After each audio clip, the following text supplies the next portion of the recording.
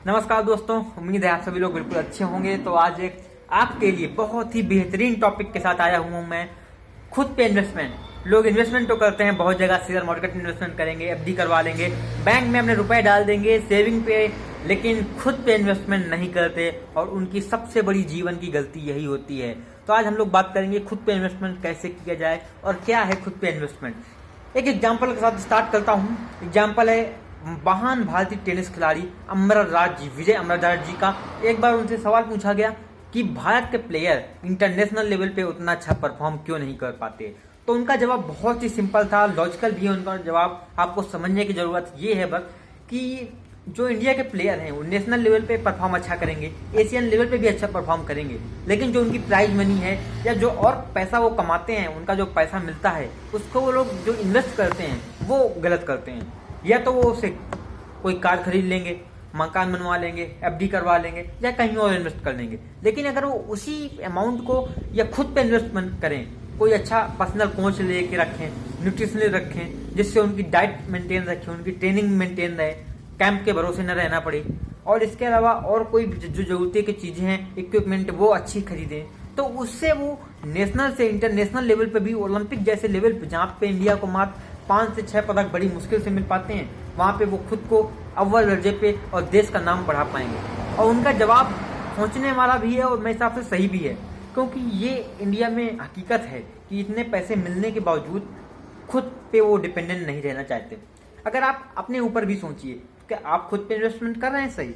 मुझे तो नहीं लगता सभी लोग इन्वेस्टमेंट करते हैं, क्योंकि ज्यादातर लोग अपने जो पैसा होता है उसको या तो कहीं बेफजूल में ही खर्चा करने की सोचते हैं। अगर छोटे बच्चों की बात करें, रेस्टोरेंट में जाएंगे, गर्लफ्रेंड बॉयफ्रेंड को कोई गिफ्ट दे दे हजारों के, लेकिन अगर उनसे कह दे कोई कि एक कोचिंग लगवा लें, उनमें उनको लगता है कि उनके रुपए कम है, उसमें वो पैसे देने के लिए उनकी कमी आ जाती है। और ये एक अंदर संकोच भी रहता है कि ये संकोच शिक्षा पे खर्च करने का, एजुकेशन पे खर्च करने का। और इसमें सबसे बड़ी चीज कोचिंग के ऊपर, क्योंकि जो मानसिकता बन गई है बच्चों की कि कोचिंग बिल्कुल व्यापार है, स्कूल बिल्कुल बिजनेस है, इससे हम लोग ये मानसिकता जरूर निकालनी चाहिए, क्योंकि जब तक ये मानसिकता नहीं निकलेगी तब तक काम नहीं बनेगा। इसका एक और सटीक उदाहरण आपको देता हूँ। आजकल के जितने बच्चे हैं, ज्यादातर बच्चे मैंने देखे, उनमें से सब यही चाहते हैं कि उनको पेड कंटेंट फ्री में मिल जाए, कहीं वेबसाइट में मिल जाए, व्हाट्सएप में मिल जाए, दूसरे की आईडी लॉगिन कर लें, कुछ और वगैरह वगैरह। कुछ पूरा मतलब 2 दिन नहीं, 4 दिन नहीं, पूरा महीना खपा डालेंगे, हम बाद में पढ़ाई कर लेंगे, बाद में कोचिंग कर लेंगे, बस फ्री में मिल जाए तीसरा क्लास। ये मानसिकता जब तक नहीं बदलेगी तब तक आपको अपने पे इन्वेस्टमेंट नहीं कर पाएंगे और अपने को सक्सेसफुल नहीं बना पाएंगे। इसके अलावा अगली चीज है गुरु दक्षिणा की, जो आप व्यापार कहते हैं ना। पहले के जमाने में भी गुरु दक्षिणा दी जाती थी, तब राजा महाराजा गुरु दक्षिणा दिया करते थे। और गुरु दक्षिणा मान लीजिए कोई राजा अकेले ही इतनी दे देता था कि टीचर को और किसी स्टूडेंट से मांगने की जरूरत नहीं पड़ती थी। और आज अगर कोई भी पेरेंट्स से कह दो कि आप अपने अलावा किसी एक बच्चे की फीस भर दो, तो 10 गालियां स्कूल वाले को देगा, 10 गालियां उसका बच्चा भी टीचर को देगा, और उसके यहाँ पढ़ने की तो बात दूर। तो ये सब होता है। पहले जमाने और अब के जमाने कंपेयर नहीं करना चाहिए, लेकिन फिर भी हम लोग कंपेयर करते हैं तो बता देना चाहिए कि हार्वर्ड जैसे स्कूल है, कॉलेज है माफ कीजिएगा, तो इन कॉलेजों में जो टीचर की सैलरी होती है वो करोड़ों में होती है। करोड़ों में सैलरी मीन्स सोसाइटी के जो टॉप मोस्ट रिचेस्ट पर्सन होते हैं उसमें टीचर को नाम होता है। क्योंकि अगर प्रतिभावान लोग को टीचर आपको बनाना है तो उनकी सैलरी तो बढ़ानी पड़ेगी, नहीं तो वो किसी और जगह काम कर लेंगे, किसी नौकरी में, कंपनी में नौकरी करने लगेंगे, खुद की कंपनी डाल लेंगे अगर उनमें टैलेंट है तो। इसलिए बड़े बड़े कॉलेजों में जो टीचर प्रोफेसर होते हैं उनकी सैलरी हमेशा करोड़ों में या इससे ज्यादा भी होती है। और कोचिंग के प्रति एक नफरत का जो भाव है देखा जाता है, हम लोग अक्सर देखते हैं अपने समाज में, और विद्यार्थियों को भी कहते देखते हैं कि जो मीन्स पेरेंट्स में एकता का भाव आता है, विद्यार्थियों में भाव आने लगा है।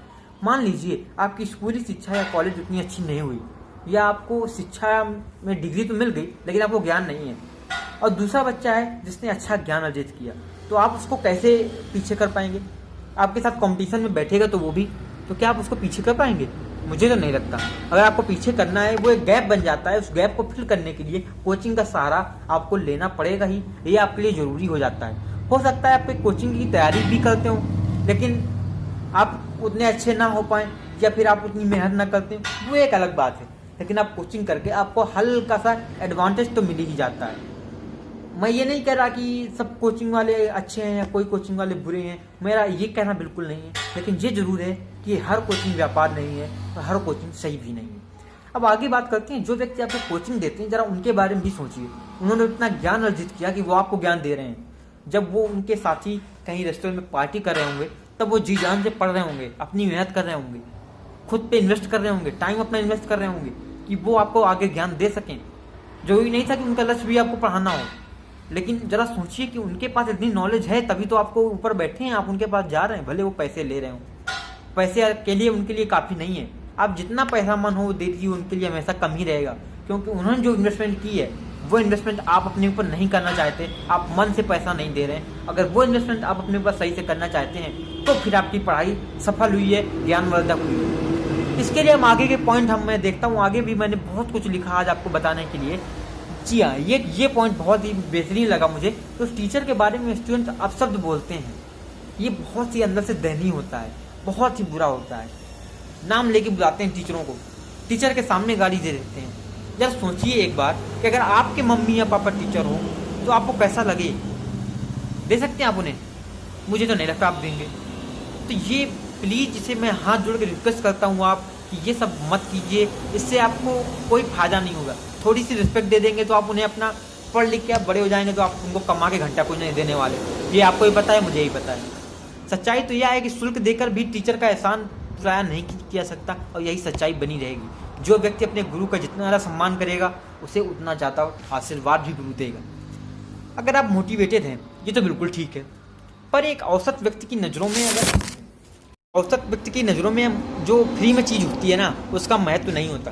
फ्री में चीज़ की हमें कद भी नहीं होती। फ्री में क्लासें आपको मिल जाएंगी, आप उतना रेगुलर और उतना रूटीन से कभी नहीं पढ़ेंगे, ये मैं गारंटी के साथ कह रहा हूँ। कुछ बच्चों की एक्सेप्शन हर जगह होते हैं।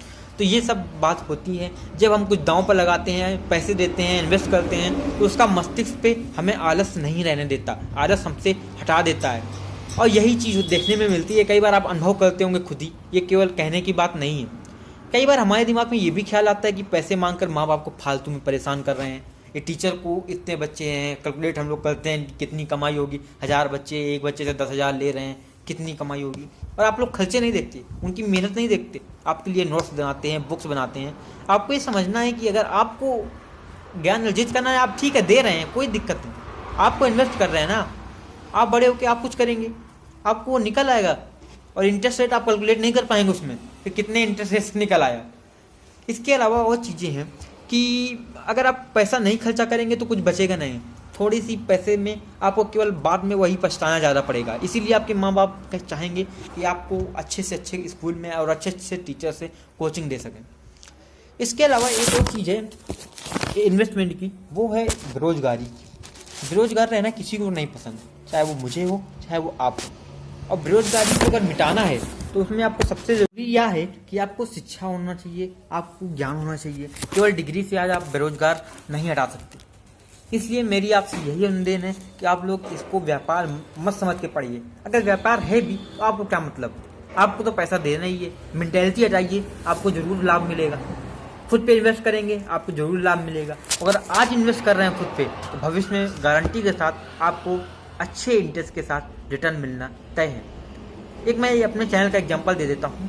चैनल ने अभी मैंने स्टार्टिंग किया मेरे एक फ्रेंड के साथ, तो अभी उतना मतलब रिस्पांस नहीं मिल रहा मुझे पता है एक वीडियो है उसमें 600 व्यूज़ तक गए हैं और किसी में अभी 100-50 ऐसे ही रहता है। इसमें निराश होने वाली बात नहीं है, नहीं जा रहा, लोगों को मैं प्रभावित नहीं कर पा रहा हूँ, कोई प्रॉब्लम नहीं। लेकिन 50 लोग प्रभावित हो रहे हैं ना, उतने काफ़ी हैं।